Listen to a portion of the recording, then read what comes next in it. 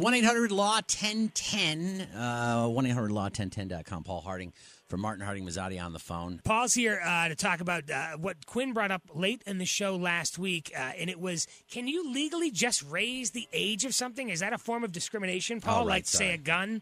Well, you asked me yesterday, I would have said I don't think there's going to be much success of a claim for age discrimination when a private seller decides they're going to do something a little bit differently to the folks who shop at their store. But 5 hours ago in Oregon, a federal lawsuit was filed because Dick's Sporting Goods did not sell a 20-year-old a gun. And so we're going to have to wait and see. Why is that any different than if I don't want to sell a gay person a gun? Why is it? Does that bleed into that whole wedding cake argument that we have in America?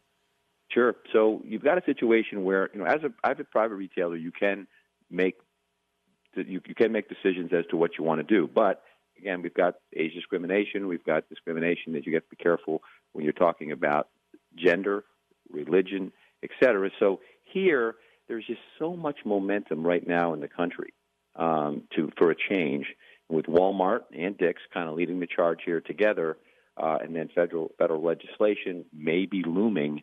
The lawsuit may not see the light of day, but sure, there is an argument that is a violation of a constitutional right. But boy, you want to talk about controversy, we're heading right to it. If I'm 18 and or if I'm 20 and I just served 2 tours of duty, and I come back and that's one of the arguments. Can't buy a gun in my own country, We all made that argument. I was around when they switched to when you were drinking, you could be 18.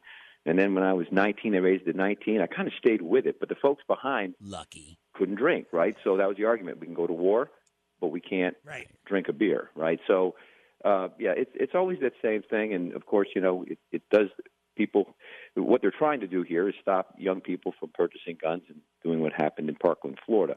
What they might end up doing is finding out that it violates some constitutional rights. One last question. Maybe I'm being technical, but I'm 19 years old. I didn't buy the gun, but can I legally go to the range and use it? Yeah, sure. At that point, there's no law against that. It's the purchase. I mean, you can, again, going back to the alcohol, you can legally drink in your home.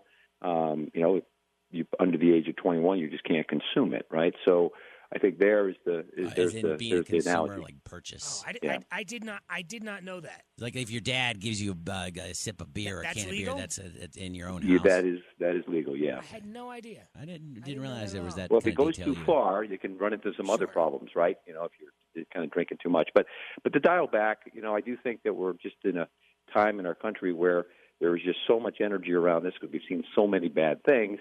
And along the way, there's going to be bumps. And again, by these private groups stepping up and the third and the fourth and the fifth have already done it.